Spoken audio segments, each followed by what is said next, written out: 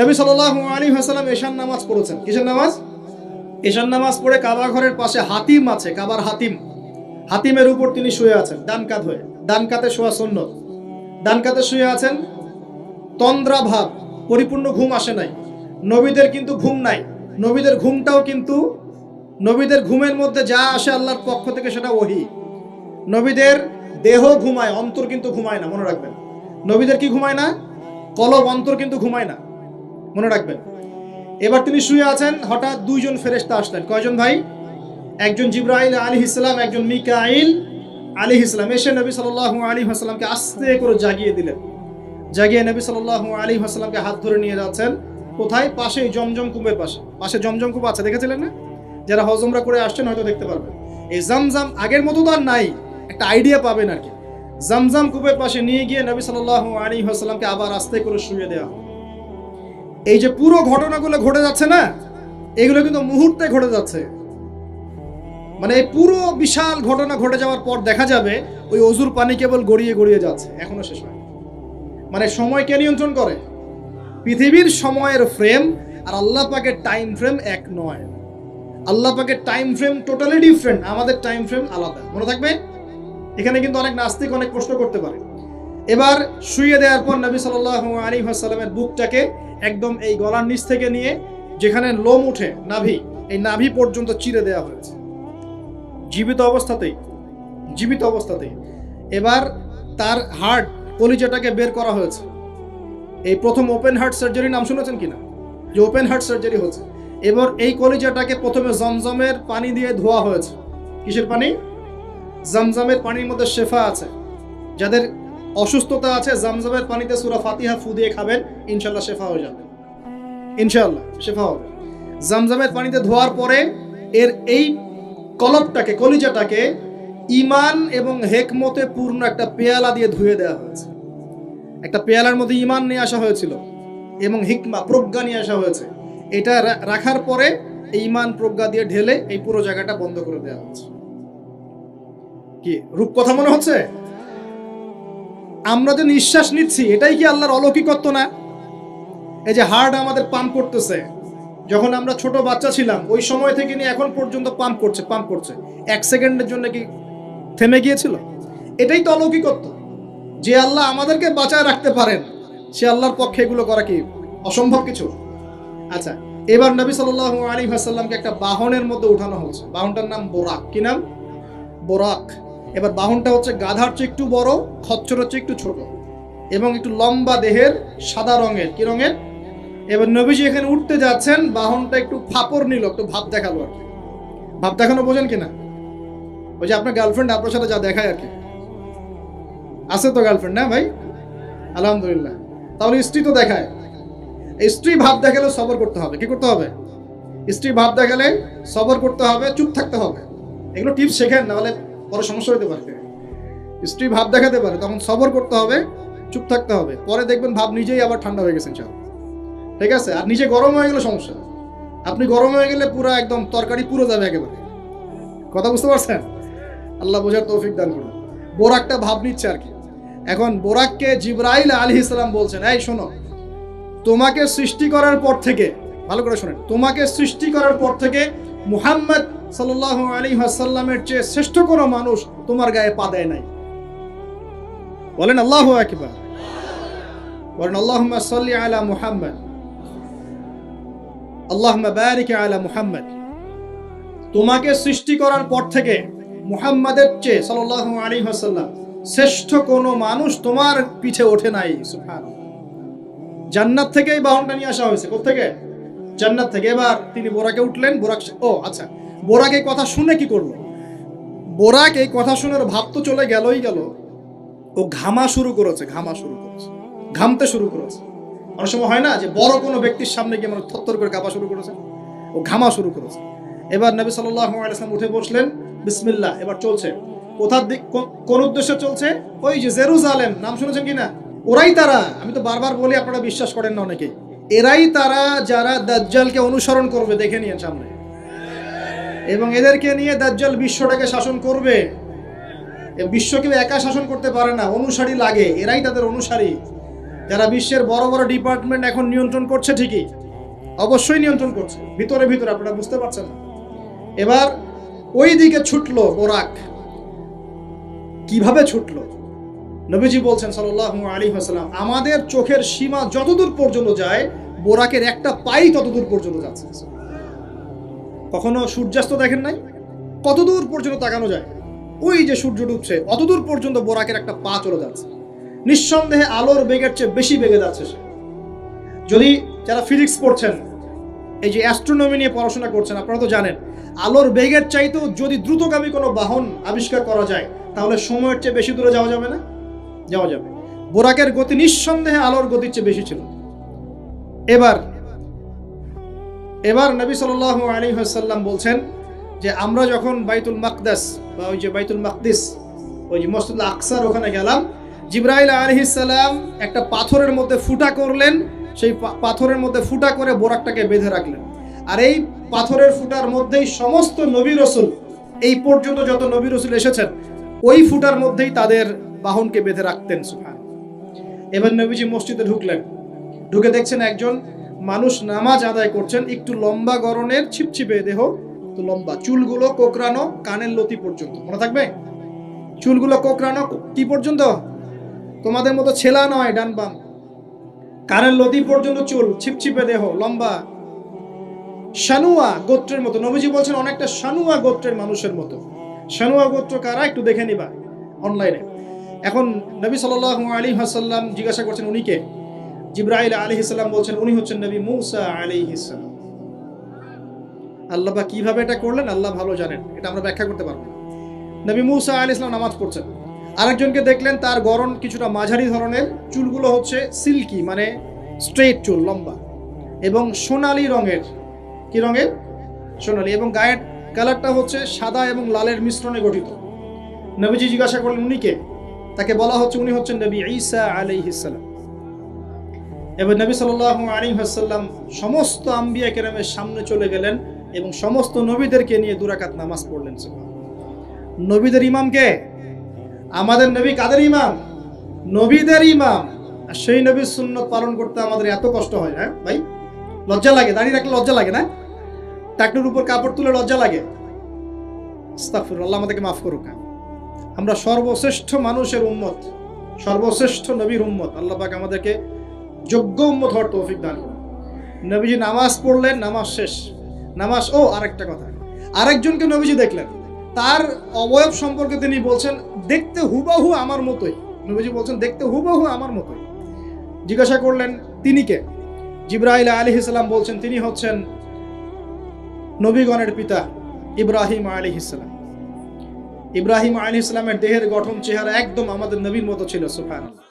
হয়তোবা এই কারণেই, হয়তোবা আল্লাহ ভালো জানেন, আমরা কিন্তু দরুদে কার নাম পড়ি? নবীর নামের সাথে ইব্রাহিম আলাইহিস সালামের নাম পড়ি, এবং তার জীবনীর সাথে আমাদের নবীর জীবনী কিন্তু হুবহু মিল আছে। আমাদের নবীজিকে হিজরত করতে হয়েছে, ইব্রাহিম আলাইহিস সালামকে করতে হয়েছে। ইব্রাহিম আলাইহিস সালামকে আগুনের পরীক্ষা দেওয়া লাগছে, আমাদের নবীকে বদরে উহুদে পরীক্ষা দেওয়া লাগছে, লাগে নাই?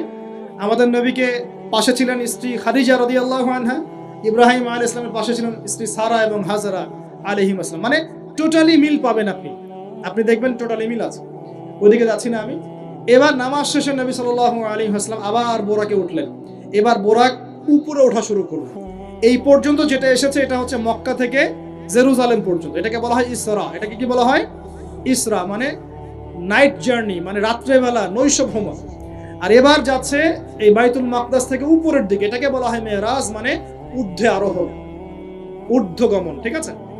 এবার প্রথম আকাশে যখন পৌঁছালেন, প্রথম আকাশের দরজা আছে, কি আছে? আর প্রথম আকাশ মানে আমরা যে তারা দেখি এগুলো কিন্তু প্রথম আকাশে। ঠিক আছে? প্রথম আকাশ মানে প্রথম মহাকাশ। শুধু এটা নয় যে ওই যে ওজোনোস্ফিয়ার, আয়নোস্ফিয়ার যেটা ভাগ করেছে এগুলো নয়, আমরা যা দেখি এগুলো সব হচ্ছে প্রথম মহাকাশের অংশ। এখানে দরজা আছে একটা, আমরা দেখতে পারি না। এখানে গিয়ে জিবরাইল আলাইহিস সালাম দাঁড়িয়ে গেলেন, নবী সাল্লাল্লাহু আলাইহি ওয়াসাল্লাম দাঁড়িয়ে গেলেন। ওই দিক থেকে আওয়াজ আসছে যে কে? জিবরাইল আলাইহিস সালাম বলছেন যে আমি জিবরিল। আপনার সাথে কে? বলা হচ্ছে আমার সাথে হচ্ছে বিশ্বনবী মুহাম্মদ রাসূলুল্লাহ সাল্লাল্লাহু আলাইহি ওয়াসাল্লাম। আপনাকে কি পাঠানো হয়েছিল তাকে আনার জন্য? তিনি বলছেন হ্যাঁ। তিনি বলেছেন হ্যাঁ, বাস হ্যাঁ, কারণ তিনি সাদিকুল আমিন, এবার দরজা খুলে দেওয়া হলো, তিনি ভিতরে ঢুকলেন, দেখলেন সেখানে একজন ব্যক্তি যিনি মাশাআল্লাহ ডান দিকে তাকাচ্ছেন, ডান দিকে অনেক আদম সন্তানের আকৃতি আছে, ডান দিকে তাকাচ্ছেন হাসছেন, বাম দিকে তাকাচ্ছেন, বাম দিকে অনেক আদম সন্তানের আকৃতি আছে, বাম দিকে তাকিয়ে কাঁদছেন। নবী সাল্লাল্লাহু আলাইহি ওয়াসাল্লাম বললেন, উনি কে? তখন তাকে বলা হলো, ইনি হচ্ছেন আপনাদের পিতা, আদম সন্তানদের পিতা আদম আলাইহিস সালাম।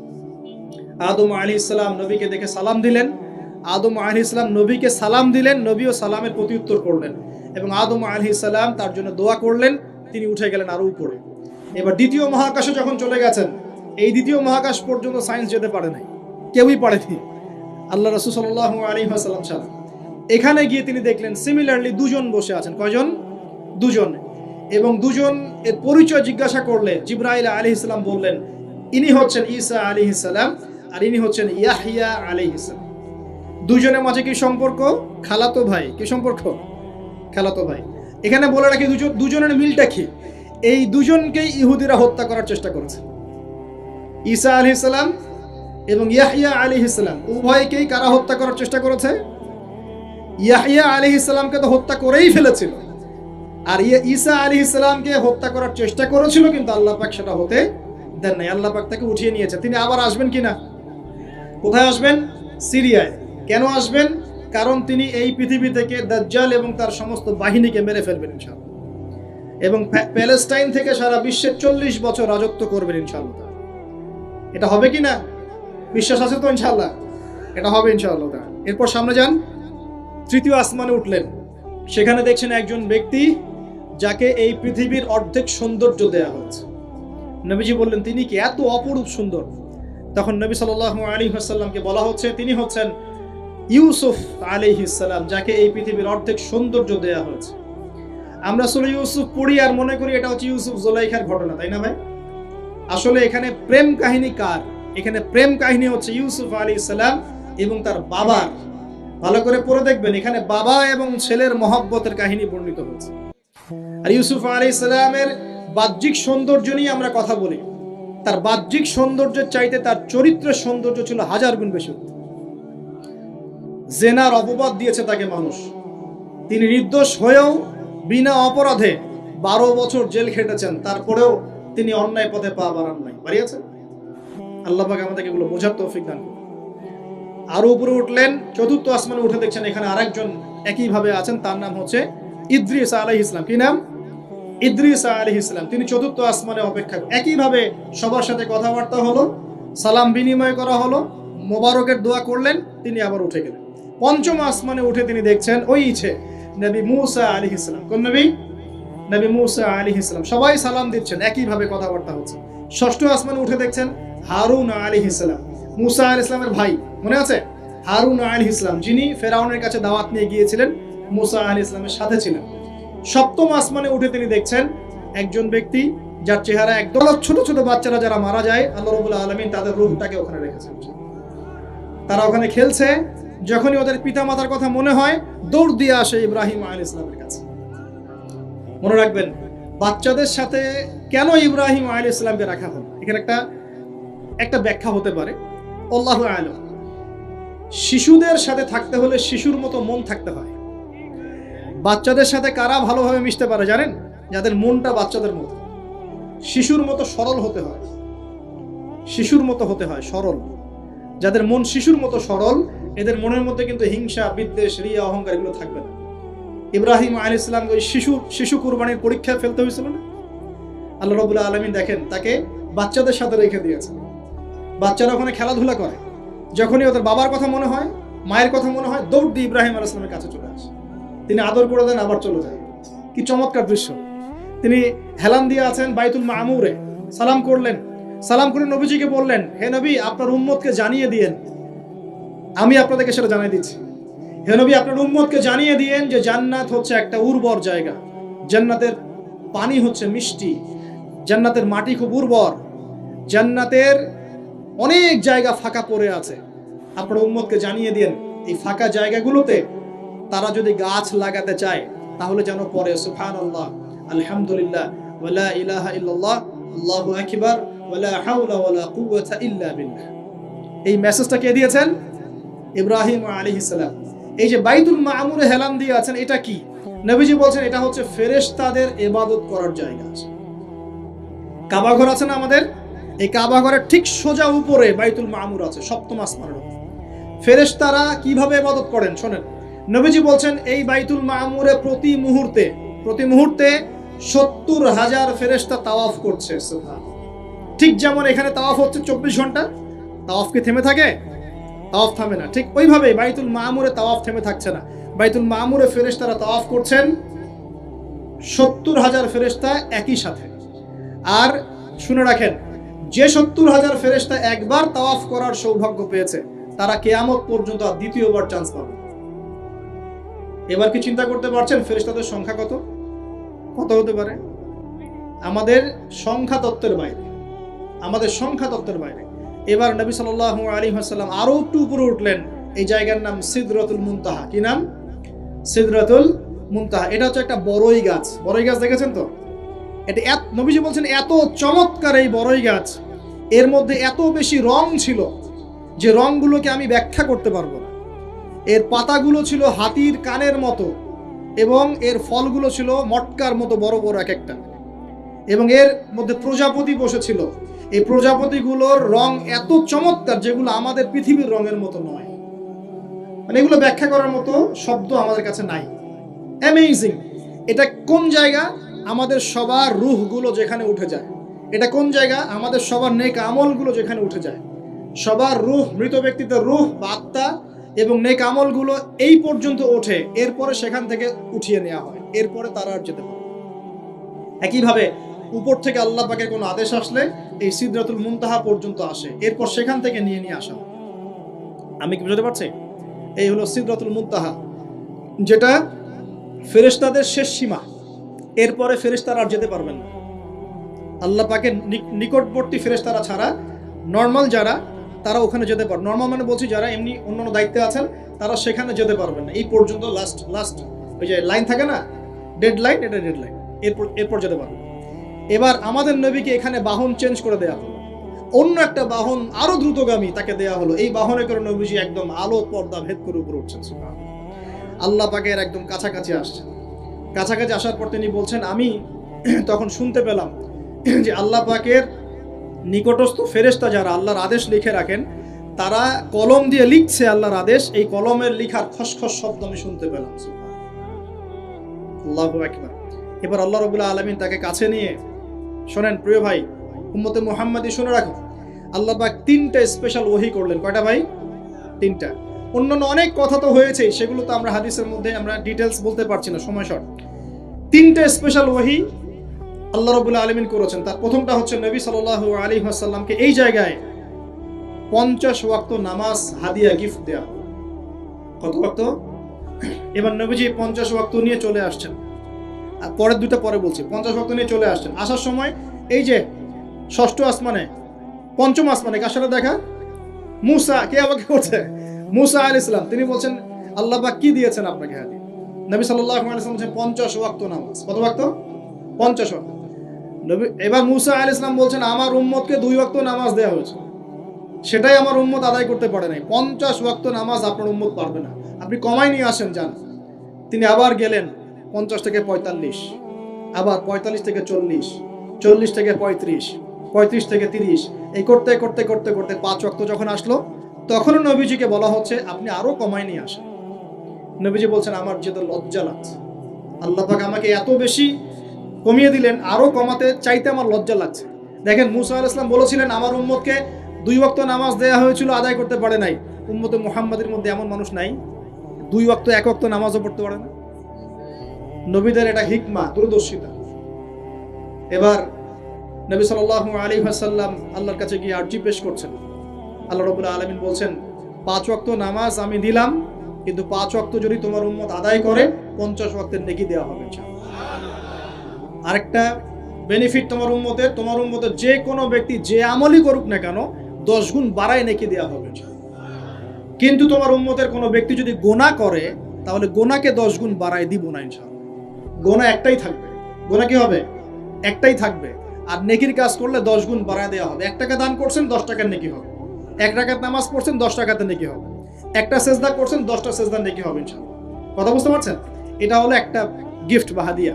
সেকেন্ড গিফটটা হচ্ছে আল্লাহ রাব্বুল আলামিন নবী সাল্লাল্লাহু আলাইহি ওয়াসাল্লামকে সূরা বাকারার শেষের 2টা বা 3টা আয়াত ওহী করলেন। কয়টা ভাই? শেষের 2টা বা 3টা। লিল্লাহি মা ফিস সামাওয়াতি এখান থেকে ফানসুরনা আলাল কওমিল কাফিরিন পর্যন্ত। এই আয়াতগুলোর ফজিলত সম্পর্কে এসেছে যে রাতের বেলা কেউ যদি এই আয়াতগুলো পড়ে ঘুমায়, সূরা বাকারার শেষের 2টা বা 3টা পড়ে ঘুমায়, সারা রাত তাহাজ্জুদের নেকি পাবে ইনশাআল্লাহ। এবং দৃশ্য অদৃশ্যের কোনো ক্ষতি তার কোনো অনিষ্ট সাধন করতে পারবে না ইনশাআল্লাহ। এই যে সমস্যা হয় ঘুমের মধ্যে, জিনের সমস্যা, জাদুর সমস্যা, বদনজর ইত্যাদি, কোনো রকম প্রবলেম তাকে ফেস করতে হবে না ইনশাআল্লাহ। সূরা বাকারার শেষের কয় আয়াত? কমপক্ষে 2 আয়াত, যদি পারেন 3টা আয়াত পড়বেন। 2টা হাদিয়া হলো। 3 নম্বর হাদিয়াটা আরো বড়। 3 নম্বর হাদিয়া হচ্ছে নবী সাল্লাল্লাহু আলাইহি ওয়াসাল্লামকে আল্লাহ পাক বললেন, তোমার উম্মতের, একটু গৌর করে শুনেন, তোমার উম্মতের যে কোনো ব্যক্তি যত পাপই করুক না কেন, যদি আমার সাথে শিরকের পাপ না করে, শিরকের পাপ ছাড়া আমার সাথে সাক্ষাৎ করে, আসমান জমিন সমান যদি পাপ করে, আমি আল্লাহ তার সামনে আসমান জমিন সমান ক্ষমা নিয়ে হাজির হব ইনশাআল্লাহ। এই উম্মতের যে কোনো ব্যক্তি খালি লা ইলাহা ইল্লাল্লাহ মুখ দিয়ে পড়েছে, ইসলামের সামনে আত্মসমর্পণ করেছে এবং শিরক মুক্ত আমল করেছে, বেদাত মুক্ত আমল করেছে, ঠিক আছে, তার যত বড় বড় পাপই থাকুক না কেন, ইনশাআল্লাহ আল্লাহ পাক কোনো না কোনো ওসিলায় সেই পাপ মাফ করে দেবে ইনশাআল্লাহ। এটা একদম লিখিত হয়ে গেছে। জান্নাতীদের 120 কাতার হবে। এই 120 কাতার মানুষের মধ্যে 80 কাতার হবে উম্মতে মুহাম্মাদের মধ্যে। আমরা কি শিরক মুক্ত আমল করতে পারবো না ভাই? সাহাবীরা অবাক হয়ে বলছেন, যদি সে চুরি করে, যদি সে জেনা করে, নবীজি বলছেন যদি সে চুরিও করে, যদি সে জেনাও করে, তবুও তাওহীদ ঠিক থাকলে জান্নাতে চলে যাবে। এখন কি তাওহীদ ঠিক করে চুরি করা শুরু করব? তাওহীদ ঠিক করে কি জেনা করা শুরু করব? এখানে আল্লাহ পাকের তাওহীদের গুরুত্ব বোঝানো হয়েছে। আর যে ব্যক্তি প্রকৃত তাওহীদে থাকবে সে কি জেনা করতে পারবে? আল্লাহ পাক আমাদের সবাইকে 3টা হাদিয়া গ্রহণ করার তৌফিক দান করুন। আমার সাথে বলেন, 50 ওয়াক্ত নামাজ মানে 5 ওয়াক্তই। 5 ওয়াক্ত মানেই 50 ওয়াক্ত। 1 ওয়াক্ত পড়ছি মানে 5 ওয়াক্ত পড়ছি। 1 ওয়াক্ত পড়ছি মানে 10 ওয়াক্ত পড়ছি। 1 ওয়াক্ত পড়ছি মানে 10 ওয়াক্ত পড়ছি। আমরা কিন্তু 50 ওয়াক্তের নেকিই পাচ্ছি ইনশাআল্লাহ। আমরা সবাই 5 ওয়াক্ত নামাজের হেফাজত করতে পারবো তো ইনশাআল্লাহ? আল্লাহ পাক তৌফিক এনায়েত করুন, আমিন। আমরা কি সূরা বাকারার শেষের আয়াতগুলো মুখস্থ করতে পারবো ইনশাআল্লাহ? প্রত্যেক রাতে আমল করবো তো ইনশাআল্লাহ? আর শিরক মুক্ত আমল করার চেষ্টা করবো ইনশাআল্লাহ। একটা বই পড়বেন, কিতাবুত তাওহীদ, শিরক সম্পর্কে জানতে পারবেন ইনশাআল্লাহ। আল্লাহ পাক তৌফিক দান করুন। এবার নবীজি আসছেন, একটু শেষের দিকে মনোযোগ দেন, মনোযোগ হারান না, আর কিছু কথা বাকি আছে। নবীজি এবার আসছেন, আসার সময় তাকে জান্নাত জাহান্নাম দেখানো হয়েছে। কি দেখানো হয়েছে?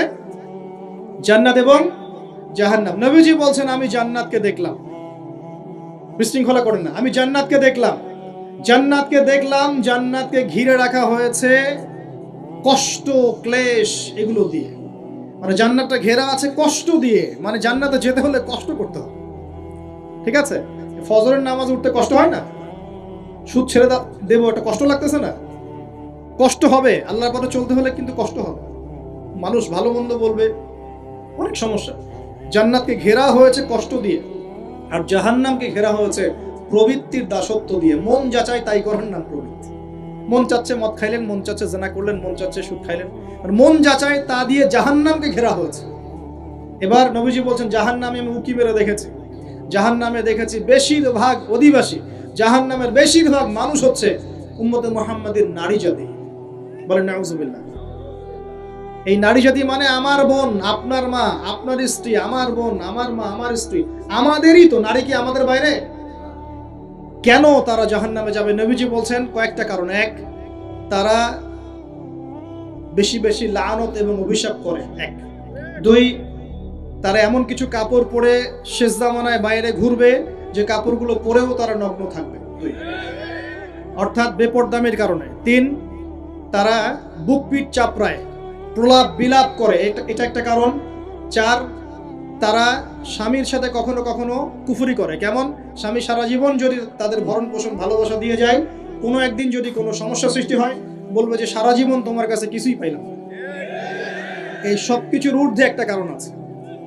এই সব কিছুর ঊর্ধ্বে একটা কারণ আছে, সেটা হলো, শোনেন, তাদের উদ্ধত মস্তকটা আল্লাহ পাকের বিধানের সামনে সহজে অবনত হতে পারে না, চায় না। এগুলো কিন্তু সব মেয়েদের জন্য নয়। উম্মতে মুহাম্মাদির একটা অংশের মেয়েদের জন্য আল্লাহর নবী এইসব কথা বলেছেন। আবার এমনও মেয়ে আছে, শোনেন, এমনও মেয়ে আছে যারা ঈমান আমল টিকে রাখার জন্য না খেয়ে থাকতেও রাজি আছে। এমনও মেয়ে আছে, এমনও বহু দিনী মেয়ে আছে আমাদের সমাজে যারা ঈমান আমল ধরে রাখতে চায়, পরিবার তাকে রাখতে দেয় না। ফেরাউনের ঘরে থেকেও একজন মেয়ে জান্নাতে গিয়েছে, গিয়েছে কি না? গিয়েছে। অতএব আমরাও যে দুধে দেওয়া তুলসী পাতা এমন নই, আমাদের মধ্যে বহু খারাপই আছে। কিন্তু নবীজি এখানে স্পেশালি বলেছেন যে শেষ জামানার মেয়েরা, নিসাউন কাসিয়াতুন আরিয়া, যারা কাপড় পরে নগ্ন থাকবে, মুইলাতুন মামিলাত, যারা অন্যকে আকৃষ্ট করবে, অন্যের দিকে আকৃষ্ট হবে, এরা জান্নাতে যাবে না, জান্নাতের গন্ধও পাবে না। নবীজি বলেছেন আমি জাহান্নামে দেখেছি বেশিরভাগ নারী জাতি। এখানে আমার মা, আমার বোন, আপনার মা, আপনার বোনের সতর্ক হওয়ার কি হেদায়েত আছে কি নাই? আর এই মেয়েদেরকে চালাই কি আমরা না অন্য কেউ? আমরাই তো আমাদের পরিবারকে চালাই কি না? আমরাই তো খাওয়াই পড়ে নাকি? তাহলে আমাদের পরিবারের বোনেরা কি পর্দা করতে পারবে না, প্রতিষ্ঠা করতে পারবেন না? পরিবারের আমাদের মায়েরা, বোনেরা, স্ত্রীরা পর্দা করবে না? এই দায়িত্ব আমাদের না? পরিবারের কর্তা আমরা নই? আল্লাহ কি আমাদেরকে জিজ্ঞাসা করবেন না? অতএব আমরাও যেন সতর্ক হয়ে যাই, আল্লাহ পাক তৌফিক দান করুন। এই জন্য বলি, বিয়ে করতে হলে আগে দিনদারিতা দেখবেন, তারপর বিয়ে করবেন। দুনিয়াদারিতা দেখে বিয়ে করলে পরে পস্তাবেন।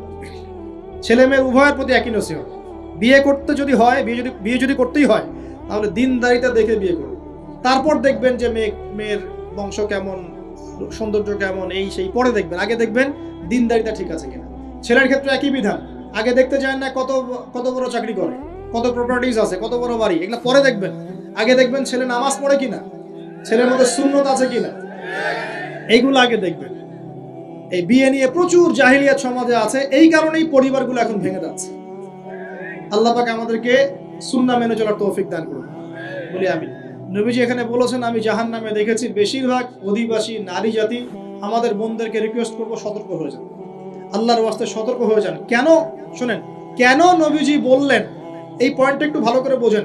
কেন নবীজি এই উম্মতের মধ্যে বেশিরভাগ মেয়েকে জাহান্নামী বললেন? আপনি একটু চিন্তা করেন তো, এই উম্মতের মধ্যে কি এমন হয়েছে, এই উম্মতের মেয়েদের সাথে কি এমন হয়েছে যার ফলে মেয়েদেরকে আর ঘরে রাখা যায় না, সব বাইরে চলে আসতেছে? কি হয়েছে এই উম্মতের মেয়েদের সাথে? এই প্রবলেম তো আগে 200-500 বছর আগে ছিল না। 500 বছর আগে আপনি কি কোনো মেয়েকে দেখেছেন আমাদের মেয়েদের মতো বেপর্দায় সারা রাস্তাঘাট, গ্রামগঞ্জ, একদম অফিস আদালত, বাজার ঘাট সব ঘুরে বেড়াচ্ছে? দেখেছেন 500 বছর আগে, 300 বছর আগে, 200 বছর আগে? লাস্ট সমসাময়িক সময়ে কি এমন হলো যে মেয়েদেরকে আর ঘরে রাখা যায় না? আমি একটা শব্দ বলে দেই, বাসায় গিয়ে রিসার্চ করবেন, সব বলে দিব না। লাস্ট 100-200-300 বছরে একটা মুভমেন্ট, একটা আদর্শ ছড়িয়ে পড়েছে বিশ্বের বুকে, তার নাম হলো ফেমিনিস্ট রেভলিউশন। মনে থাকবে, ফেমিনিস্ট রেভলিউশন। এটা নিয়ে ঘাটাঘাটি করেন, বুঝতে পারবেন কেন জাহান্নামের বেশিরভাগ অধিবাসী জাহান্নামে যাবে, নারীরা কেন জাহান্নামে যাবে বেশি বেশি। এই মুভমেন্টটা নিয়ে পড়াশোনা করলেই বুঝতে পারবেন। আল্লাহ পাক আমাদেরকে বোঝার তৌফিক দান করুন, অন্তরের চোখ খোলার তৌফিক দান করুন। নবীজি আরো বলছেন আমি জাহান্নামে গেলাম, জাহান্নাম আমাকে দেখানো হলো, এবং সেখানে আমি একজন ফেরেশতাকে দেখলাম। কি দেখলাম? এই ফেরেশতা আমাকে দেখে হাসে নাই। সবাই মনোযোগ দেন, মেরাজের রাতের সবাই নবী সাল্লাল্লাহু আলাইহি ওয়াসাল্লামের সাথে হাসি মুখে সাক্ষাৎ করেছেন, এই ফেরেশতা বাদ দিয়ে। নবীজি বললেন জিবরাইল আলাইহিস সালামকে, সে এত গম্ভীর কেন, তার চেহারায় হাসি নাই কেন? জিবরাইল আলাইহিস সালাম বলছেন যখন থেকে আল্লাহ পাক তাকে জাহান্নামের দায়িত্ব দিয়েছেন, যেদিন থেকে আল্লাহ পাক এই ফেরেশতাকে জাহান্নামের দায়িত্ব দিয়েছেন, ওই দিন থেকে তার চেহারার হাসি চলে গেছে। আর কিছু বলতে হবে? কেন হাসি চলে গেল? খুশিতে? জাহান্নামে আল্লাহ পাকের আযাব এবং এই আযাবের দায়িত্ব পালন করতে গিয়ে তার চেহারা থেকে হাসি চলে গেছে। নবীজি জানালেন তার নাম হচ্ছে মালিক। কি নাম? মালিক। আমরা দোয়া করি আমরা যেন তার সাক্ষাৎ না পাই, আমরা দোয়া করি আমরা যেন তার সাক্ষাৎ না পাই, আমিন। এবার নবী সাল্লাল্লাহু আলাইহি ওয়াসাল্লাম আসছেন, আসার সময় সুঘ্রাণ পাচ্ছেন, সুঘ্রাণ। ও একটা কথা বলি নাই, জান্নাতে তিনি যখন দেখলেন, সেখানে দেখলেন যে এখানে বেশিরভাগ অধিবাসী হচ্ছে এই উম্মতের গরিব মানুষ না। এই উম্মতে কারা? গরিব মানুষ, টাকা পয়সা কম, এত হিসাব কিতাব নাই, পাঁচ ওয়াক্ত নামাজ পড়ে, রোজা রাখে, সাধ্যমতো দান সদকা করে, সত্য কথা বলে, জান্নাতে চলে যাবে ইনশাআল্লাহ। গরিবদের 500 বছর আগে, কত বছর আগে? তার মানে এই উম্মতের যদি কেউ গরিব হয়ে থাকি আমরা, কষ্টের কিছু আছে? ইনশাআল্লাহ কষ্টের কিছু নাই। তারপর নবীজি আসছেন, তিনি বলছেন যে আমি একটা মিষ্টি জান্নাতি সুঘ্রাণ পেলাম। আমি জিজ্ঞাসা করলাম এটা কোত্থেকে আসছে? তখন জিবরাইল আলাইহিস সালাম বললেন, এই ঘ্রাণ আসছে ফেরাউনের মেয়ের চুল আঁচড়ে দিত একজন দাসী। হঠাৎ একদিন চিরুনি পড়ে গেল হাত থেকে, সে বিসমিল্লাহ বলে চিরুনি উঠিয়েছে, আর দাসী শুনে নিয়েছে বিসমিল্লাহ মানে কি? আল্লাহর নামে মানে কি? তোমার কি ফেরাউন আমার বাবা ছাড়া আরো কোনো ইলাহ আছে নাকি? তখন সেই মহিলা বলেছিল, হ্যাঁ, আমি এক আল্লাহর ইবাদত করি, ফেরাউনেরও রব হচ্ছে আমার আল্লাহ।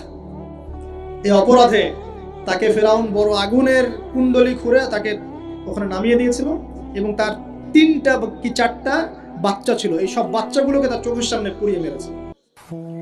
শেষে একটা বাচ্চা ছিল, কোলের বাচ্চা, এই বাচ্চাকে নিয়ে সে লাফ দিবে, তাকে বাধ্য করা হচ্ছে, সে তো নিজে মরতে রাজি, কিন্তু বাচ্চাটা মায়া লাগবে না, সে বাচ্চাকে নিয়ে লাফ দিতে চাচ্ছে না।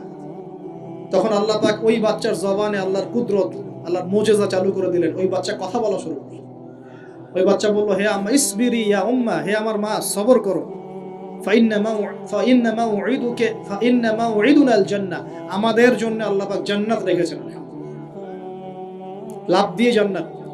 ওই যে ফেরাউনের স্ত্রী বলা ঠিক না এখানে, ফেরাউনের ওই দাসী যে চুল আশ্রয় দিত, আসিয়া, যার নাম বলা হয় কোনো কোনো জায়গায় আসিয়া, এবং তার সন্তানদেরকে যেখানে দাফন করা হয়েছে ওখান থেকে জান্নাতের ঘ্রাণ আসছে।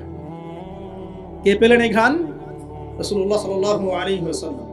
এবার তিনি চলে আসছেন, এসে কাবা ঘরের হাতিমে আবার এসে সেখানে আসলেন। এখানে বিমর্ষ মুখে বসে আছে। কেন মন খারাপ? যে আমি যদি এই ঘটনা যদি কালকে এখন সকালে সবাইকে বলা শুরু করি, সবাই তো আমাকে এখন কি বলবে? মিথ্যাবাদী। এমনিই তো মিথ্যাবাদী বলছে, এখন এই ঘটনা আবার বিশ্বাস করবে কিনা? এখন সকালবেলা আবু জাহেল আসছে, আয়েশা বলছে যে কি নতুন কিছু ঘটনা ঘটছে নাকি, নতুন কোনো ঘটনা আছে নাকি, টিটকারি করলো আর কি। রাসূল সাল্লাল্লাহু আলাইহি ওয়াসাল্লাম বলছেন, আমি গতকালকে আকসায় গিয়েছিলাম। এখন আবু জাহেল বলছে, ও আচ্ছা চমৎকার, আকসায় গিয়েছিলে, তাই নাকি, আর কি করেছো? যে আমি এই ঘটনা ঘটেছে আমার সাথে। তখন সবাইকে সে ঢোল পিটায় নিয়ে আসলো, আরে আসো আসো, মুহাম্মদ কি বলে শোনো, দেখো কি বলে, তো পাগল হয়ে গেছে না? বলছে আকসায় গিয়েছিলে, বলো তো আকসায় কি কি আছে? সুবহানাল্লাহ, আল্লাহ রাব্বুল আলামিন, এখন যেমন ভিডিও দেখি না আমরা, এইভাবে আল্লাহ রাব্বুল আলামিন মসজিদুল আকসাকে নবীর সামনে তুলে ধরলেন সামনে, এবং নবী সাল্লাল্লাহু আলাইহি ওয়াসাল্লাম দেখে দেখে বলছেন আকসায় কয়টা দরজা আছে, কয়টা জান্নাত আছে, পূর্ব দিকে কি আছে, পশ্চিম দিকে কি আছে, সিঁড়ি কয়টা, সব বলে দিলেন। এরপর আবু বকর সিদ্দিকের সামনে একজন কাফের গিয়ে বলছে, জানো মুহাম্মদ কি বলেছে? মুহাম্মদ এই কথা বলেছে। আবু বকর সিদ্দিক তখন বলছেন যে আমি তো এর চাইতেও কঠিন কথা বিশ্বাস করি, আমি তো বিশ্বাস করি যে নবী সাল্লাল্লাহু আলাইহি ওয়াসাল্লামের কাছে আসমান থেকে আল্লাহর ওহী আসে, আর মেরাজের রাতটার এমন কি, আমি তো বিশ্বাস করি আল্লাহ তার সাথে কথা বলেন, আল্লাহ পাকের কথা তার কাছে আসে, আল্লাহর কালাম তার কাছে আসে। ওই দিন থেকে নবী সাল্লাল্লাহু আলাইহি ওয়াসাল্লামের এই সাহাবীর নাম হয়ে গেল আবু বকর সিদ্দিক। এখন এর মাঝখানে আর কয়েকটা কথা হয়েছে, আমাদের নবী পরে হাদিসে জানিয়েছেন, এগুলো বলে শেষ করছি। নবীজি বলছেন, আমি যখন মেরাজের রাতে গিয়েছি, আমাকে আল্লাহ পাক কিছু আযাব দেখিয়েছেন। কি দেখেছেন ভাই? আমরা দোয়া করি আল্লাহ পাক এই আযাবগুলো থেকে আমাদেরকে বাঁচান, এবং যে পাপের কারণে এই আযাব হয় সে পাপ থেকে আমাদেরকে বাঁচান। বলেন আমিন। আর একটা কথা বলে রাখি, যেহেতু নবীকে এই আযাবগুলো দেখানো হয়েছে, অন্য কোনো নবীকে কিন্তু দেখানো হয় নাই। কাকে দেখানো হয়েছে? আমাদের নবীকে। তার মানে এই পাপগুলো এবং এই আযাব আমাদের উম্মতের মধ্যেই বেশি থাকে। বুঝতে পারছেন না মনে হয়? এই আযাব এবং পাপগুলো কি অন্য কোনো নবীকে দেখানো হয়েছে? আমাদের নবীকে দেখানোর কারণ কি? কারণ আপনার উম্মতের মধ্যে এই পাপগুলো ছড়াবে বেশি, এবং আপনার উম্মতের একটা অংশ এই আযাবগুলো ভোগ করবে। কি আযাব? নবীজি যাচ্ছেন, দেখছেন, যুবকরা শুনো ভালো করে, নবীজি দেখছেন একটা চুলা, কি ভাই, তন্দুর রুটি দেখেছেন যে চুলায় রান্না করে, ঠিক ওই রকম শব্দই হাদিসে এসেছে, তান্দুর। এই চুলা এমন চুলা যার মাথাটা হচ্ছে সরু, নিচের দিকটা মোটা, নিচে আগুন জ্বলছে, ভিতরে কিছু মানুষ আছে, নিচ থেকে আগুনের দাবদাহ আসছে, যখনই আগুন আসছে জাহান্নামের, তখন তারা ধাউ ধাউ করে উপরে উঠছে, আবার যখন আগুন নেমে যায় তখন তারা নিচে নেমে যায়। নবীজি মর্মান্তিক দৃশ্য দেখে বললেন যে এরা কারা, যাদেরকে এমন আযাব দেওয়া হচ্ছে? জিবরাইল আলাইহিস সালাম বললেন, যুবক ভাই শোনেন ভালো করে, জিবরাইল আলাইহিস সালাম বললেন, এরা হচ্ছে আপনার উম্মতের সেই সব ব্যক্তি যারা বিবাহ বহির্ভূত জিনা করেছে। এই পাপটা মারাত্মক। আল্লাহ পাক আমাদের সবাইকে পাপ থেকে ফিরে আসার তৌফিক দান করুন। এবং এই পাপ যদি করে থাকেন হতাশ হবেন না, তওবা করে আজকেই ফিরে আসবেন। তওবা করলে আল্লাহ পাক যে কোনো পাপ মাফ করে দেবেন ইনশাআল্লাহ। যে কোনো পাপ তওবা খাস করতে হবে, কোনোদিন এই পাপে লিপ্ত হওয়া যাবে না। এই যে গত 3-4 দিন আগে একটা দিবস চলে গেল না, লক্ষ লক্ষ কোটি কোটি যুবক যুবতী এই পাপ করেছে, করে নাই? আর আমরা উস্কে দিয়েছিলাম কাছে আসার গল্প, অমুক তমুক হাবি জাবি কত কথা। আর এদের স্লোগানগুলো এত চটকদার, খুব মজা লাগে, খুব মজা, মুখরোচক ভাবে উপস্থাপন করে। আল্লাহ পাকের কাছে আসার গল্প করা যায় না, রাসূলের কাছে আসার গল্প করা যায় না। আসলে এখনকার মিডিয়াগুলো এতটাই নির্লজ্জ হয়ে গেছে। কেন বলছি শোনেন, ইসলামের সাথে শত্রুতা তো আছেই, কোনোদিনও আল্লাহর কাছে আত্মসমর্পণ করা লাগে এমন কোনো ওয়ার্ডও বলবে না। টাইটেল দিবে ভূমিকম্পের কাছে মানুষ কত অসহায়, টাইটেল দিয়েছে একটা। প্রাকৃতিক বিপর্যয়ের সামনে মানুষ কত অসহায়, প্রকৃতির কাছে মানুষ কত অসহায়, এসব টাইটেল দিয়ে ভিডিও দিচ্ছে। ওই যে ভূমিকম্প ইস্যুতে একটা বারও বললো না যে এই আল্লাহ পাকের কাছে আল্লাহর শক্তির সামনে মানুষ কত অসহায়। ওই শব্দ ব্যবহার করা যাবে না। ওই শব্দ ব্যবহার করলে আপনি মৌলবাদী হয়ে যাবেন। যে প্রকৃতিটা কি, প্রকৃতি কে, প্রকৃতি কাকে বলে, কত প্রকার, প্রকৃতির স্রষ্টা কে, প্রকৃতি কে নিয়ন্ত্রণ করছে? ভূমিকম্পের কোনো ক্ষমতা আছে না? ভূমিকম্প যে দেয় তার ক্ষমতা আছে। এই সাগরের কোনো ক্ষমতা আছে? সাগরে যে জলোচ্ছ্বাস দেয় তার ক্ষমতা আছে। এই মাটিটাকে স্থির কে রেখেছে? এখন আমরা তো এখনো মহাবিশ্বে ঘুরছি না? এই যে ওয়াজ করছি যখন আমরা, এখনো পৃথিবীটা ঘুরছে। আমরা কি বুঝতে পারছি কে পৃথিবীকে স্থির রাখলো? কেউ বলবে না যে আল্লাহর আযাবের সামনে মানুষ কত অসহায়। হ্যাঁ, বলবে প্রকৃতির সামনে মানুষ কত অসহায়, ভূমিকম্পের সামনে মানুষ কত অসহায়।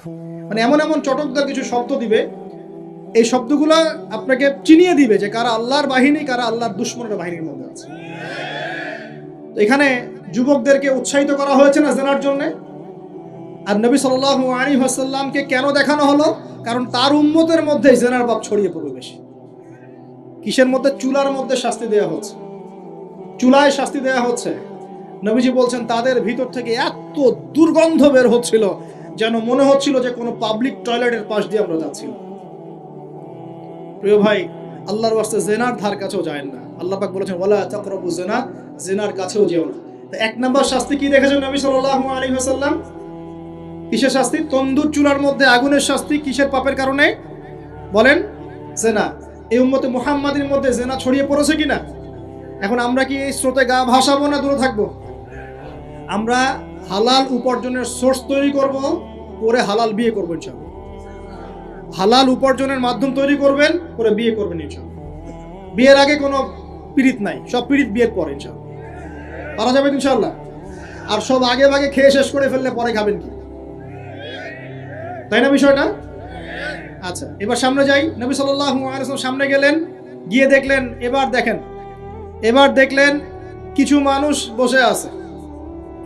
বসে আছে, সামনে আছে টাটকা তরতাজা গোশত, একদম ধোঁয়া উঠতেছে, একদম মনে করেন ওই কালা ভুনার মতো। আর পাশে রাখা আছে পচা নোংরা আবর্জনাময় গোশত। এই মানুষগুলো ভালো গোশত খাচ্ছে না, এই মানুষগুলো পচা গোশতগুলোই খাচ্ছে, দুর্গন্ধযুক্ত। নবীজি বললেন এরা কারা? নবী সাল্লাল্লাহু আলাইহি ওয়াসাল্লামকে বলা হচ্ছে এরা আপনার উম্মতের সেই সব ব্যক্তি যারা বিবাহিত, ভালো করে শোনেন, এরা আপনার উম্মতের সেই সব ব্যক্তি যারা বিবাহ বহির্ভূত সম্পর্ক করেছে। মানে বিয়ে করার পরেও, বাসায় স্ত্রী থাকার পরেও বাইরে জেনা করেছে, বাসায় স্বামী থাকার পরেও বাইরে জেনা করেছে। এখন আমাকে বলেন তো, উম্মতে মুহাম্মাদের মধ্যে সমকালীন সময় এই ফিতনাটা ছড়িয়ে পড়ে নাই? পরকীয়া ছড়িয়ে পড়ে নাই?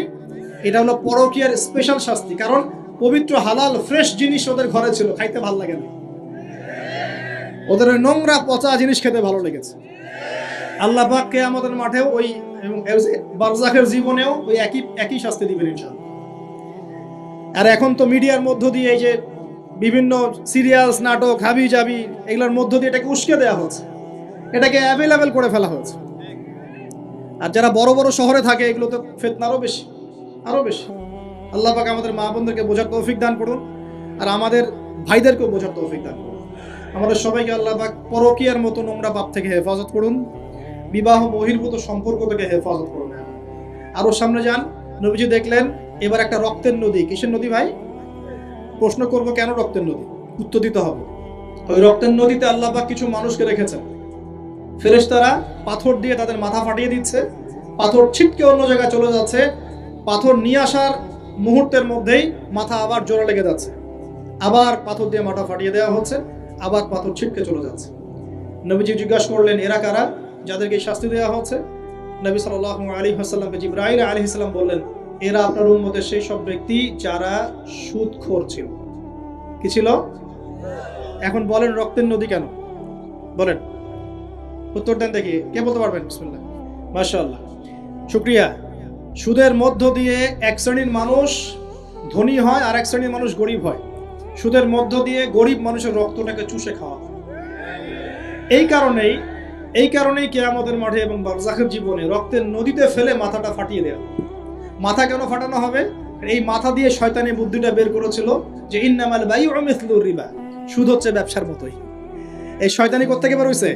এই মাথা থেকে। এই কোন মাথা ফাটাই দেওয়া। আল্লাহ পাকের শাস্তি খুব নিপুণ। আমি চিন্তা করার চেষ্টা করেছিলাম আজকে কেন এই শাস্তিগুলো এইভাবে আসবে। আল্লাহু আ'লাম বিসওয়াব, আল্লাহ ভালো জানেন, তবে আমাদের কাছে এটা মনে হয়। এরপর সামনে যান। এই পাপের কারণেই আরো কিছু মানুষকে শাস্তি পেতে দেখা গেছে। নবীজি দেখেছেন আরো এক শ্রেণীর মানুষ যাদের পেটটা ফুলে আছে। প্রাসাদ দেখেছেন, অট্টালিকার মতো পেটটা ফুলে আছে, ভিতরে সাপ কিলবিল করছে। না না না না না, নবীজিকে জিজ্ঞাসা করলেন এরা কারা? এই হাদিসেও আছে এরা ছিল আপনার উম্মতের সুদখোর ব্যক্তিরা, পেটের ভেতর সাপ কিলবিল করছে। আর একটা জায়গায় তিনটা দেখা গেছে সুদখোরের শাস্তি। কয়টা ভাই? তিনটা। একটা দেখলাম রক্তের নদীতে মাথা ফাটানো, একটা হচ্ছে পেটের মধ্যে সাপ কিলবিল করছে, আর একটা হচ্ছে দেখলেন কিছু মানুষ পানিতে হামাগুড়ি দিচ্ছে এবং পাথর খাচ্ছে। কি খাচ্ছে ভাই? পাথর। এবং এই পাথরটা ভিতরে যাচ্ছে, গিয়ে পিছনের রাস্তা দিয়ে বের হয়ে যাচ্ছে। নবীজি বলেন এরা কারা? একই উত্তর দিলেন জিবরাইল আলাইহিস সালাম, এরা হচ্ছে আপনার উম্মতের সুদখোর ব্যক্তিরা। সুদের এই তিনটা শাস্তি স্পেশাল দেখা গেছে। কেন আল্লাহ ভালো জানেন, আমরা সব ব্যাখ্যা করতে পারবো না। নবীজি আরো সামনে এগিয়ে গেলেন, তাকে দেখানো হলো এবার এক শ্রেণীর ব্যক্তি, হাতগুলো নখগুলো তামার মতো লম্বা, তামার নখ, লম্বা লম্বা নখ। দেখেছেন কোন কোন মুভির মধ্যে দেখা গেছে, ছবির মধ্যে তামার লম্বা লম্বা। হ্যাঁ, তো এই নখগুলো দিয়ে তারা চোখ এবং গাল আঁচড়াচ্ছে, কোনো কোনো ক্ষেত্রে বুক আঁচড়াচ্ছে এবং ওই গোশতগুলো খাচ্ছে। নবী জিজ্ঞাসা করলেন এরা কারা? নবীজিকে বলা হচ্ছে এরা আপনার উম্মতের সেই সব ব্যক্তি যারা বেশি বেশি গীবত করত এবং অন্যের নামে মিথ্যা অপবাদ ছড়াতো। আর সতর্ক করে দেই, এই পাপটা কিন্তু এখন ছেলে মেয়ে সব সমাজে বেশি হয়। কি আলেম জালেম সব সমাজে বেশি হয়। কোনো কোনো ক্ষেত্রে ওয়াজ মাহফিলের প্যান্ডেলগুলোর মধ্যে বসে বসে মানুষের গীবত করা হচ্ছে। এবং অনলাইনের ফেসবুক আর ইউটিউবের যে কন্টেন্টের যুগগুলো চলছে, এখানে কারণ থাক না থাক মানুষের গীবত তহমত প্রচুর হচ্ছে। কোনো কারণে হোক অকারণে হোক, সতর্ক হয়ে যাবেন। আপনার দ্বারা আমার দ্বারা যদি কারো গীবত হয়, তামার নখ দিয়ে গাল আশ্রাতে হবে কিয়ামতের মাঠে। আল্লাহ পাক বাঁচাক, আমাদের হেফাজত করুন। এবং এই পাপের আরেকটা শাস্তি দেখা হয়েছে, ওই যে নিজের ভাইয়ের গোশত ছিঁড়ে ছিঁড়ে খাচ্ছে। এক শ্রেণীর মানুষকে আগুন খাওয়ানো হচ্ছে এবং আগুনগুলো পিছনের রাস্তা দিয়ে বের হয়ে যাচ্ছে। জিজ্ঞাসা করা হলো তারা কারা? নবীজিকে বলা হচ্ছে এরা আপনার উম্মতের সেই সব ব্যক্তি যারা এতিমের মাল ভক্ষণ করত। এতিমের মাল অন্যায়ভাবে ভক্ষণ করে খেয়ে ফেলত। আছে কি নাই সমাজের মধ্যে? নবীজি আরো সামনে গেলেন, দেখলেন এক শ্রেণীর মানুষ কাঁধে অনেক বোঝাগুলো হালকা করার বদৌলতে উল্টা তারা বোঝা হালকা না করে আরো কিছু বোঝা ঘাড়ে নিচ্ছে। লাকড়ির বোঝা ঘাড়ে নিয়ে পথ চলার চেষ্টা করছে, কিন্তু পথ চলতে পারছে না। নবীজি বলেন এরা তো অদ্ভুত, এরা তো চাইলে বোঝা হালকা করে চলতে পারত, বোঝা আরো নিয়ে চলছে কেন? নবীজিকে বলা হচ্ছে এরা আপনার মধ্যে সেই সব ব্যক্তি যারা দায়িত্ব যতটুকু নিয়েছিল অতটুকু তো পালন করতে পারতোই না, আরো দায়িত্ব চেয়ে নিত মানুষের কাছে। দায়িত্ব চেয়ে নেওয়ার সংস্কৃতি চলছে না এখন। যোগ্যতা থাক আর না থাক, মানুষ দায়িত্ব চাচ্ছে না। দায়িত্ব না দিলে লাভ করে। যোগ্যতা থাক না থাক, মানুষকে দায়িত্ব চেয়ে নিচ্ছে কিনা। দায়িত্ব নেওয়াটা বড় কথা নয়, পালন করাটা বড় কথা। না করতে পারলে এই শাস্তি ভোগ করতে হবে। আল্লাহ পাক আমাদের সবাইকে হেফাজত করুন, আমিন। এবার সামনে গেলেন, দেখলেন এবার তো মুশকিল। সামনে গিয়ে দেখলেন এক শ্রেণীর মানুষ, কয়েকটা মানুষ না, এক শ্রেণীর মানুষ যাদের জিহ্বাগুলোকে, ঠোঁট আর জিহ্বাগুলোকে আগুনের কেচি দিয়ে কেটে ফেলা হচ্ছে।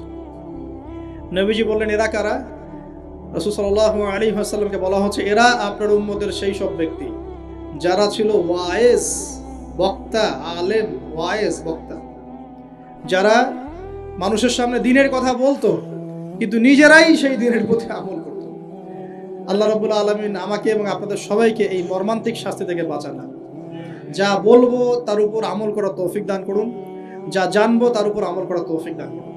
যা বলি আমল করি না সেটা প্রয়োজনে বলার দরকার নাই, যেটা আমল করি না সেটা প্রয়োজনে বলার দরকার নাই। আল্লাহ পাক আমাদেরকে রাসূলের সুন্নাহ মাফিক দাওয়াতি কাজ করার তৌফিক দান করুন এবং এই শ্রেণীর বক্তার অন্তর্ভুক্ত হওয়া থেকে আল্লাহ পাক আমাদেরকে বাঁচান।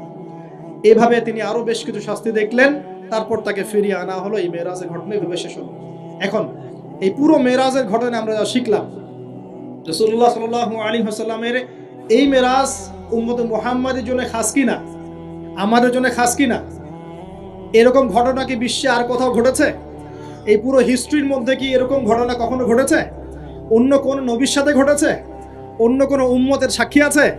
আমরা সাক্ষী আছি, আমাদের নবীর সাথে ঘটেছে। আমাদের নবীর ক্ষেত্রে জীবনে এই বিস্ময়কর ঘটনা একবার ঘটেছে। আল্লাহ পাক কি কোনো নবীকে তার কাছে নিয়ে ওহী করেছেন? আসুন এই মিরাজে যে বিষয়গুলো আমরা শিখলাম, আমরা সবাই এর উপর আমল করার চেষ্টা করি। আল্লাহ পাক তৌফিক দান করুন। নবীজি বলেছেন, যে ব্যক্তি সকালে 10 বার, সন্ধ্যায় 10 বার আমার প্রতি দরুদ পড়বে, ইনশাআল্লাহ কালকে আমাদের মাঠে আমি তার জন্য সুপারিশ করব।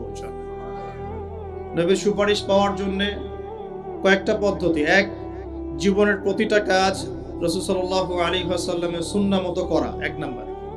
2 নাম্বার, সকাল সন্ধ্যায় 10 বার করে রাসূলের প্রতি দরুদ পাঠ করা। আর 3 নাম্বার হচ্ছে রাসূল সাল্লাল্লাহু আলাইহি ওয়াসাল্লামের রেখে যাওয়া এই দিন, এই আমানতটাকে মানুষের ঘরে ঘরে পৌঁছে দেওয়ার ব্যবস্থা করা। পারা যাবে ইনশাআল্লাহ। আল্লাহ কবুল করুন, তৌফিক দান করুন। তো আলোচনায় মনোযোগ দেই, মোবাইল ফোনে বেশি ব্যস্ত না হয়, আপোষে কথাবার্তা না বলি। যতক্ষণ কথা হবে দিনের আলোচনা, দিলের কান দিয়ে, মনের কান দিয়ে শোনার চেষ্টা করি, আমল করার নিয়াতে শোনার চেষ্টা করি। আল্লাহ তৌফিক দান করুন। তো যেখানে ছিলাম, যে আল্লাহ রাব্বুল আলামিন কোরআনকে বলছেন প্রত্যেকটা বিষয়ের ব্যাখ্যা, হেদায়েত, রহমত এবং সুসংবাদ। তো আমরা প্রশ্ন করলাম, কোথায় আছে যে এশার সালাত 4 রাকাত এবং 4 রাকাতে 8টা সেজদা করতে হবে? আসলে কুরআনুল কারীমের কোথাও বলা নাই এশার নামাজ 4 রাকাত।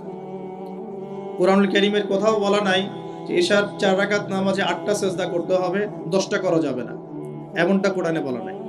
তাহলে কি ব্যাখ্যা হবে? আল্লাহ পাক তো বললেন কোরআনে সবকিছুই ব্যাখ্যা করেছে। ব্যাখ্যাটা হচ্ছে, উত্তরটা হচ্ছে এই, জবাব সূরা হাশর আয়াত নম্বর 7। নবী সাল্লাল্লাহু আলাইহি ওয়াসাল্লাম তোমাদেরকে যা দিয়েছেন তা গ্রহণ করে নাও। ওয়ামা আতাকুমুর রাসূলু ফাখুযু, রাসূল যা যা দিয়েছেন সব নিয়ে নাও, চোখ বন্ধ করে। রাসূল যা দিয়েছেন চোখ বন্ধ করে গ্রহণ করো। ওয়ামা নাহাকুম আনহু ফান্তাহু, রাসূলুল্লাহ সাল্লাল্লাহু আলাইহি ওয়াসাল্লাম যা থেকে নিষেধ করেছেন এই বিষয়গুলো থেকে দূরে থাকো। এখন রাসূল যা দিয়েছেন, এই রাসূলের দেয়াগুলো আমরা কোথায় পাবো? কোরআনে না হাদিসে? বলেন। রাসূল যা থেকে নিষেধ করেছেন এই নিষেধগুলো আমরা কোথায় পাবো? কোরআনে না হাদিসে? কোরআনে আমরা দেখতে পাচ্ছি আল্লাহ যা দিয়েছেন, আল্লাহ যা নিষেধ করেছেন। কোরআনে কি আছে রাসূল যা দিয়েছেন, রাসূল যা নিষেধ করেছেন? তাহলে রাসূল যা দিয়েছেন, রাসূল যা নিষেধ করেছেন সাল্লাল্লাহু আলাইহি ওয়াসাল্লাম, এগুলো আমরা পাবো কোথায়? সুন্নতে বা হাদিসে। কথা ঠিক আছে? এখন সুন্নত বা হাদিস কি আলাদা কিছু নাকি একই উৎস থেকে আসছে? উত্তর হচ্ছে সূরা নাজম আয়াত নাম্বার 3-4। আল্লাহ পাক বলছেন, বিসমিল্লাহির রহমানির রহিম, ওয়ামা ইয়ানতিকু আনিল হাওয়া ইন হুয়া ইল্লা ওয়াহয়ুন ইউহা। আল্লাহ পাক বলছেন রাসূলুল্লাহ সাল্লাল্লাহু আলাইহি ওয়াসাল্লাম নিজের মন গড়া কোনো কথা বলেন না। রাসূলুল্লাহ সাল্লাল্লাহু আলাইহি ওয়াসাল্লাম নিজের মন গড়া কোনো কথা বলেন না। তিনি সেই কথাটুকুই বলেন যা তার কাছে ওহী করা হয়। অর্থাৎ রাসূলুল্লাহ সাল্লাল্লাহু আলাইহি ওয়াসাল্লাম যে আমাদেরকে বলেছেন ঘুমানোর আগে বিসমিল্লাহি আল্লাহুম্মা বিইসমিকা আমুতু ওয়া আহইয়া বলতে, এটাও আল্লাহ পাকের ওহী। রাসূল সাল্লাল্লাহু আলাইহি ওয়াসাল্লাম যে আমাদেরকে শিখিয়েছেন বাথরুমে ঢোকার সময় বাম পা দিয়ে ঢুকতে, ডান পা দিয়ে বের হতে, ঢোকার সময় বলতে বিসমিল্লাহ আল্লাহুম্মা ইন্নী আউযু বিকা মিনাল খুবসি ওয়াল খাবাইস, আর বের হওয়ার সময় বলতে আলহামদুলিল্লাহিল্লাযী আযহাবা আনিল আযান ওয়া আফানি গফরানাকা। এই প্রত্যেকটা দোয়াও আল্লাহর পক্ষ থেকে ওহী। আমি কি বুঝাতে পারছি? রাসূল যে বলেছেন বিসমিল্লাহ বলে ওযু শুরু করতে এবং ওযু শেষ করার পরে কালিমা শাহাদাত পড়তে, এটাও আল্লাহর পক্ষ থেকে কি বলেন ওয়াহি। রাসূল যে বলেছেন স্ত্রীর সাথে মিলন করার আগে বলবে বিসমিল্লাহ আল্লাহুম্মা জান্নিবনা শাইতান ওয়া জান্নিবাশ শাইতান মা রাযাকতানা, এই দোয়াটাও আল্লাহর পক্ষ থেকে কি ওয়াহি। রাসূল সাল্লাল্লাহু আলাইহি ওয়াসাল্লাম যে প্রত্যেকটা কাজ ডান দিক থেকে করতে বলেছেন এটাও আল্লাহ পাকের কি ওয়াহি। এরকম প্রতিটা কাজ শুধু আমাদের ব্যক্তি জীবনের আমল নয়, বরং আমাদের পারিবারিক জীবন, সামাজিক জীবন, আমাদের রাষ্ট্রীয় জীবন, আমাদের অর্থনৈতিক জীবন, প্রত্যেকটা জীবনের প্রতিটা কাজই রাসূলুল্লাহ সাল্লাল্লাহু আলাইহি ওয়াসাল্লামের সুন্নত মতো করার নামই হচ্ছে ইত্তেবায়ে সুন্নাহ, নবীর সুন্নতকে অনুসরণ করা। এবং নবীর সুন্নতকে অনুসরণ না করলে কেউ জান্নাত যেতে পারবে না। রাসূলের সুন্নতকে অনুসরণ না করলে কেউ জান্নাত যেতে পারবে না, এটাই চূড়ান্ত কথা। যার সুন্নত অনুসরণ করবে তার সাথে তার হাসর হবে। যে মেসি নেইমারের সুন্নত অনুসরণ করছে তার সাথেই তার হাসর হবে, এটাই স্বাভাবিক। আর যে রাসূলুল্লাহ সাল্লাল্লাহু আলাইহি ওয়াসাল্লামের সুন্নত ফলো করবে তার সাথেই তার হাসর হবে ইনশাআল্লাহ তাআলা। তাই রাসূলের সুপারিশ পাওয়ার এবং তার সাথে জান্নাতে থাকার একটাই অপশন, সেটা হলো নবী সাল্লাল্লাহু আলাইহি ওয়াসাল্লামের সুন্নাহ মাফিক জীবন গড়া। রাসূলের সুন্নাহ মাফিক শুধু নামাজ গড়া নয়, রাসূলের সুন্নাহ মাফিক শুধু দাড়ি রাখা নয়, রাসূলের সুন্নাহ মাফিক শুধু খাওয়া নয়, বরং জীবন গড়া, অর্থাৎ জীবনের সবগুলো কাজ রাসূলের সুন্নাহ মতো করার নাম হলো ইত্তেবায়ে সুন্নাহ। আমরা কি বোঝাতে পারছি? আল্লাহ পাক আমাদের সবাইকে জীবনের প্রত্যেকটা কাজ নবী সাল্লাল্লাহু আলাইহি ওয়াসাল্লামের সুন্নত মতো করার তৌফিক ইনায়াত করুন, সকলেই বলি আমিন। এখন আমাদের নবী সাল্লাল্লাহু আলাইহি ওয়াসাল্লাম এমন একটা সমাজে নবুয়ত পেয়েছিলেন, একটু বোঝার চেষ্টা করবেন। সমাজ, আমার কথা কি বুঝতে পারছেন? আইয়ামে জাহিলিয়াতের মানুষরা যে আল্লাহকে বিশ্বাস করতো না, বিষয়টা এমন না। আইয়ামে জাহিলিয়াতের মানুষরা আল্লাহকে ঠিকই বিশ্বাস করত, কিন্তু আল্লাহকে পাওয়ার জন্য ওসিলা পূজা করত, মাধ্যম পূজা করত, কবর পূজা করত, কোনো কোনো ক্ষেত্রে মৃত মানুষের পূজা করত, প্রকৃতি পূজা করত, আবার কেউ কেউ ছিল নাস্তিক। এরকম ছিল আইয়ামে জাহিলিয়া। তো আমি একটা দলিল দিচ্ছি যে আইয়ামে জাহিলিয়াতের মানুষরাও যে আল্লাহকে বিশ্বাস করত, তার সবচেয়ে বড় দলিল হচ্ছে আবু জেহেল নিজেই। আবু জেহেলের নাম শুনেছেন তো? আবু জেহেলকে এই উম্মতের কি বলা হয়? কে বলতে পারবেন? আবু জেহেলকে এই উম্মতের কি বলা হয়? ওয়াজ কি খালি শুনলেই হবে নাকি একটু ধরে রাখতে হবে? কি বলা হয়? আইয়ামে জাহিলিয়াত একটা প্রবাদ ছিল, আবু জেহেলকে বলা হতো আবুল হাকাম, মানে জ্ঞানের পিতা। কিসের পিতা? জ্ঞানের পিতা। কিন্তু ইসলাম আসার পরে যখন সে ইসলাম কবুল করে নাই এবং সত্যকে চিনেও প্রত্যাখ্যান করেছে, তখন নবী সাল্লাল্লাহু আলাইহি ওয়াসাল্লাম বলেছিলেন আবু জেহেল হচ্ছে এই উম্মতের ফেরাউন। কে? ফেরাউনের নাম শুনেছেন কিনা? ফেরাউন কে ছিল? এই বিশ্বের সবচেয়ে প্রতাপশালী শাসক। সে কি ভালো ছিল না জালেম ছিল? ক্ষমতা চিরদিন থাকে না? থাকে না? থাকে। ফেরাউনের চেয়ে শক্তিধর ওই সময়ে বিশ্বের কেউ ছিল? আজকে ফেরাউনের কোনো অস্তিত্ব আছে? আছে। তার লাশটা পড়ে আছে। তার লাশটা আছে না? 1897 সালে তার লাশটা আবিষ্কৃত হয়েছে। কত সালে? 1897 সালের দিকে তার লাশটাকে আল্লাহ পাক শুটকি বানিয়ে রেখে দিয়েছেন।